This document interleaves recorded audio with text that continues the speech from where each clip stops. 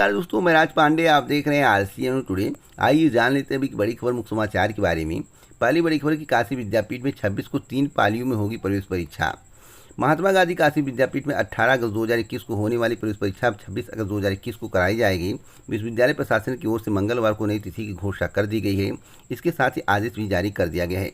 कुल सचिव डॉक्टर सुनीता पांडे ने बताया कि विश्वविद्यालय की ओर से शेष पाठ्यक्रमों की परीक्षा 26 अगस्त 2021 को 3 पालियों में होगी। इसमें पहली पाली की परीक्षा सुबह 9 से 10 बजे तक, दूसरी पाली की परीक्षा 12 से 1 बजे तक और तीसरी पाली की परीक्षा 3 से 4 बजे तक कराई जाएगी। यहाँ पर एक महत्वपूर्ण खबर है एलएलबी को लेकर।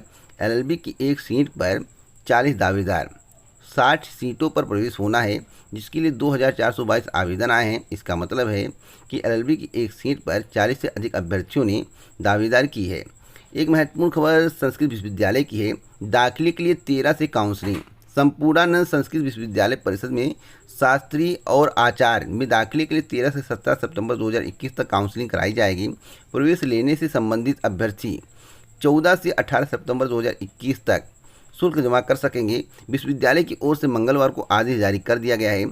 शास्त्री प्रथम, द्वितीय, तृतीय के साथ ही संस्कृत प्रमाण पत्रीय प्रथम, द्वितीय और तृतीय के साथ ही आचार्य तृतीय सेमेस्टर में दाखिले के लिए 3 सितंबर 2021 को ई चालान निकाला जा सकेगा। छात्र कल्याण संकायाध्यक्ष प्रोफेसर हरेराम पांडे ने बताया कि अभ्यर्थी 4 सितंबर 2021 तक इंडियन बैंक की किसी भी शाखा में पंजीकरण शुल्क जमा कर सकते हैं। अगली खबर उत्तर प्रदेश लोक सेवा आयोग की है। उत्तर प्रदेश लोक सेवा आयोग ने प्रौद्योगिकी शिक्षा विभाग के तहत प्रवक्ता फिजिक्स के 7 पदों पर सीधी भर्ती का अंतिम चयन परिणाम जारी कर दिया है। चयनितों में हिमांशु मिश्र, अमोद मिश्र, उषा मौर्य, प्रेरणा गर्ग, धीरेन्द्र सिंह कुशवाहा, नीतू सिंह एवं सुरभि प्रज्ञा के नाम शामिल हैं। अगली खबर की समूह का भर्ती परीक्षा 2254 केंद्रों पर होगी, जिसके संबंध में इस चैनल के माध्यम से बहुत पहले ही आपको जानकारी दी गई थी। 30,000 पदों पर भर्ती के लिए सरकार करा रही है प्रारंभिक अर्हता परीक्षा। अधीनस्थ सेवा चयन आयोग ने पहले 2900 सेंटर बनाने का फैसला किया था। बाद में सेंटरों की संख्या घटा दी गई। कई चैनलों के माध्यम से आपको बताया गया था कि अधीनस्थ सेवा चयन आयोग ने 2500 सेंटर बना लिए हैं। इस चैनल के माध्यम से आपको बताया गया था अधीनस्थ सेवा चयन आयोग ने मात्र 2200 कुछ सेंटर बनाए हैं, जिसके संबंध में बहुत पहले ही मेरे द्वारा आपको जानकारी दी गई थी। चैनल पर वीडियो अपलोड है, उस वीडियो को देखिए तो आपको एहसास होगा कि इस चैनल के माध्यम से कितनी ऑथेंटिक जानकारी दी जाती है। प्रवेश पत्र उत्तर प्रदेश अधीनस्थ सेवा चयन आयोग की आधिकारिक वेबसाइट पर अपलोड कर दिया गया है, आप वहां से डाउनलोड कर सकते हैं। अगली खबर एसएससी की है। एसएससी भर्ती में देरी पर प्रदर्शन। कर्मचारी चयन आयोग की वर्ष 2018 की जीडी भर्ती में देरी के विरोध में अभ्यर्थी जंतर मंतर पर मंगलवार को प्रदर्शन के लिए पहुंचे। इस बीच प्रदर्शनकारी अभ्यर्थियों और सुरक्षा कर्मियों के बीच नोकझोंक भी हुई, जिसमें कुछ अभ्यर्थियों को हल्की चोट भी आई। प्रदर्शनकारियों को सुरक्षाकर्मी बस में बिठाकर मंदिर मार्ग थाने ले गए, जहां पर अर्धनग्न हालत में भी अभ्यर्थियों ने विरोध दर्ज कराया। युवा हल्ला बोल के बैनर तले अभ्यर्थी प्रदर्शन के लिए जुटे थे, जिसमें यूपी, असम, गुजरात, मध्य प्रदेश, महाराष्ट्र सहित कई राज्यों के अभ्यर्थियों ने विरोध दर्ज कराया है। तो सरकार के द्वारा किसी भर्ती को समय से पूरा क्यों नहीं किया जाता है? सरकार क्या रोजगार देना नहीं चाहती है? क्या सरकार रोजगार विरोधी है? आप लोग इसके बारे में कमेंट बॉक्स में जरूर बताइएगा। और आरआरबी एनटीपीसी भर्ती 2019 को लेकर है, जिसकी आंसर की जारी कर दी गई है। परीक्षा 28 दिसंबर 2020 से शुरू हुई थी। 31 जुलाई 2021 के बीच 7 चरणों में परीक्षा का आयोजन किया गया। परीक्षा शांतिपूर्वक संपन्न हुई। आंसर की जारी होने के बाद अभ्यर्थियों के मन में सवाल है कितने नंबर बढ़ सकते हैं। तो मैं आपसे बताना चाहता हूं कि कम से कम आपकी 5 से 7 क्वेश्चन के नंबर बढ़ सकते हैं। 23 अगस्त 2021 तक आपत्तियां मांगी गई हैं। अगर आपको किसी प्रश्न में दिक्कत लगती है, कोई उत्तर आपको गलत लगता है, तो आप आपत्ति कर सकते हैं। उसके बाद आपके आपत्तियों का निस्तारण कर दिया जाएगा। एक फाइनल आंसर की आएगी, उसके बाद ही आपको परिणाम देखने को मिलेगा। तो परिणाम की जानकारी जो मुझे है, अक्टूबर माह में परिणाम जारी करने की तैयारी है। वैसे आरआरबी की तरफ से जो जानकारी मिली है कि 15 अक्टूबर के बाद और नवंबर माह तक किसी भी हाल में परिणाम को जारी कर दिया जाएगा। अगली खबर पीजीटी भर्ती परीक्षा 2021 को लेकर है। पीजीटी भर्ती परीक्षा में 80% रही उपस्थिति। आपको बता दें, माध्यमिक शिक्षा सेवा चयन बोर्ड की पीजीटी 2021 की 12 विषयों की लिखित परीक्षा मंगलवार को सूबे के सभी जिला मुख्यालयों पर साकुशल संपन्न हुई। परीक्षा नियंत्रक एवं चयन बोर्ड के उप सचिव नवल किशोर ने बताया कि पहले दिन की परीक्षा में 2,65,892 अभ्यर्थियों को प्रवेश पत्र निर्गत किया गया था। कुल 2,14,600 37 यानी कि 80.72% अभ्यर्थी परीक्षा में शामिल हुए, जबकि 51,255 यानी कि 19.27% अभ्यर्थियों ने परीक्षा को छोड़ दिया। अगली खबर है कि सुरक्षा से समझौता नहीं, पर आरोपों का जवाब देना चाहिए, ऐसा सुप्रीम कोर्ट ने कहा है। पेगासस जासूसी मामला है, सरकार ने कहा कि सॉफ्टवेयर का सार्वजनिक खुलासा संभव नहीं। तो आखिरकार सरकार के द्वारा ऐसा क्यों कहा गया? क्या सरकार ने ऐसा कुछ किया है? आप लोग अपनी राय कमेंट बॉक्स में ज़रूर दें। अगर आपको पेगासस के संबंध में जानकारी नहीं है तो ज़रूर इस खबर को पूरा पढ़ें। इसके संबंध में गूगल पर सर्च करके आप जानकारी ले सकते हैं। अगली खबर की पीजीटी परीक्षा में 6,667 हुए शामिल, यह लखनऊ की खबर है और लखनऊ केंद्रों की जानकारी दी गई है। अगली खबर एकेटीयू की है। बीटेक अंतिम वर्ष परीक्षा परिणाम घोषित कर दिया गया है। आप जो है एकेटीयू की आधिकारिक वेबसाइट पर जाकर परिणाम को देख सकते हैं। पॉलिटेक्निक छठे सेमेस्टर की ऑनलाइन परीक्षाएं आज से शुरू होंगी। पॉलिटेक्निक छठे सेमेस्टर की परीक्षाएं बुधवार से शुरू हो रही हैं। इसमें राजकीय अनुदानित व निजी पॉलिटेक्निक संस्थान के 55,000 विद्यार्थी शामिल होंगे। प्रवृत्ति शिक्षा परिषद के सचिव सुनील कुमार सोनकर के अनुसार परीक्षा के दौरान दिक्कत से बचाने के लिए मॉक टेस्ट करवाया जा चुका है। दूसरे और चौथे सेमेस्टर की परीक्षाएं 5 से शुरू होंगी। अगली खबर बीबीयू की है। अडानी समूह की तरफ से प्री प्लेसमेंट प्रेजेंटेशन आज, तो आपके लिए गुड न्यूज़ है। अगली खबर की फैसला। पंचायत चुनाव 24 सितंबर 2021 से 11 चरणों में कंडक्ट कराया जाएगा। यहाँ पर देखिए बताया गया है। यह बिहार की खबर है। पहला चरण 24 सितंबर, दूसरा चरण 29 सितंबर, तीसरा चरण 8 अक्टूबर, चौथा चरण 20 अक्टूबर, पाँचवा चरण 24 अक्टूबर, छठा चरण 3 नवंबर, 7वां चरण 15 नवंबर, 8वां चरण 24 नवंबर, 9वां चरण 29 नवंबर और 10वां चरण 8 दिसंबर और 11वां चरण 12 दिसंबर। अधिसूचना 24 अगस्त 2021 को जारी किया जाएगा। मैं आपसे बता दूं, यह जो चुनाव होने वाला है पहली बार ईवीएम से होने जा रहा है, यानी कि पंचायत चुनाव पहली बार ईवीएम से होने जा रहा है। अब ईवीएम का कितना असर बिहार में देखने को मिलता है या देखने वाली बात। अगली खबर बीपीएससी की है। बीपीएससी से बम्पर भर्ती आने वाली है। बीपीएससी से बहाल होंगे 45,892 प्रधान शिक्षक और प्रधानाध्यापक। आपको बता दें, राज्य के प्राथमिक व उच्च माध्यमिक विद्यालयों में 45,892 हेडमास्टरों की कमीशन से सीधी नियुक्ति होगी। इनमें 40,558 पद प्राथमिक स्कूलों के प्रधान शिक्षकों के, जबकि 5,334 प्रधानाध्यापक के पद उत्क्रमित उच्च माध्यमिक विद्यालयों के होंगे। शिक्षा विभाग के प्रधान शिक्षक व प्रधानाध्यापकों की नियुक्ति व सेवा शर्तें नियमावली 2021 के 2 प्रस्तावों को मंगलवार को सीएम नीतीश कुमार की अध्यक्षता में हुई राज्य कैबिनेट की बैठक में मंजूरी दी गई है। शिक्षा मंत्री विजय कुमार चौधरी ने बताया कि बीपीएससी इन पदों पर नियुक्ति के लिए प्रतियोगी परीक्षा आयोजित करेगा। तो अब तक की सबसे बड़ी भर्ती है। भर्ती कब तक आएगी तो इसके संबंध में मैं आपको बता दूं, भर्ती आपको 2022 फरवरी या मार्च माह तक देखने को मिलेगी। अभी चुनाव है, चुनाव समाप्त होने के बाद आगे की प्रक्रिया बढ़ाई जाएगी। अगली खबर है कि अगले हफ्ते से शेड्यूल बदलेंगे निजी स्कूल। 2 की बजाय एक शिफ्ट में 6 घंटे की कक्षा चलाने की बना रहे रणनीति। आपको बता दें, सीनियर छात्रों की पढ़ाई शुरू करने के बाद निजी स्कूलों ने जूनियर कक्षाओं के लिए भी ऑफलाइन पढ़ाई शुरू करने की तैयारी शुरू कर दी है। इसके लिए स्कूल अपने शेड्यूल में बदलाव करेंगे। स्कूल 2 की बजाय एक शिफ्ट में कक्षाएं चलाने पर विचार कर रहे हैं। आज ही क्षमता के साथ छात्रों की पूर्ण रूप से 6 घंटे की कक्षाएँ लगाने की रणनीति बनाई जा रही है। तो रणनीति जल्द ही बन जाएगी, उसके बाद घोषणा की जाएगी।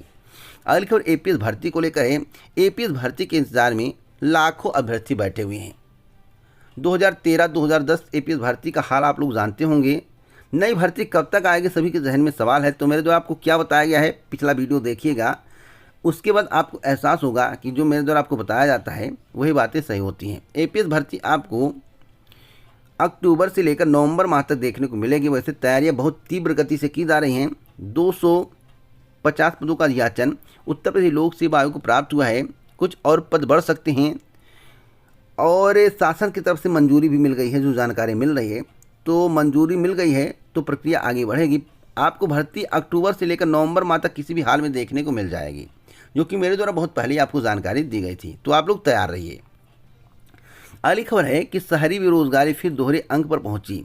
तो इस देश में बेरोजगारी चरम पर है, यह बात किसी से छुपी नहीं है।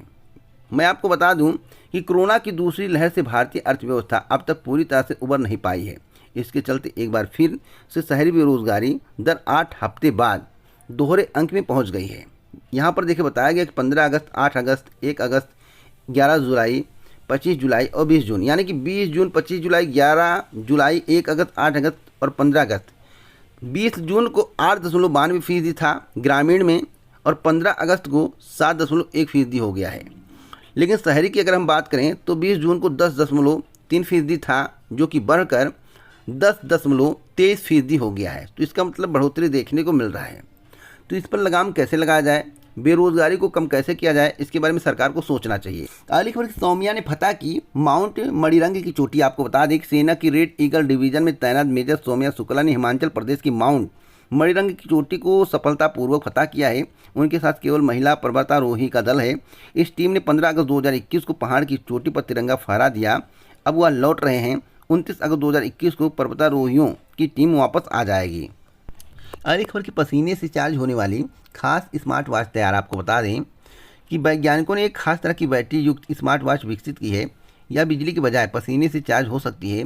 यह दरअसल सूक्ष्म बैटरी है जो खास तौर से वेरेबल डिवाइस के लिए बनाई गई है। केवल 0.2 मिलीलीटर पसीने से या 20 घंटे की ऊर्जा प्रदान करने में सक्षम है। इसका आकार 0.8 वर्ग इंच है। सिंगापुर के नानयांग टेक्नोलॉजिकल विश्वविद्यालय के इंजीनियरों ने इसे बनाने में सफलता पाई है, जो कि अब तक की बहुत बड़ी सफलता इसे मैं मानता हूँ।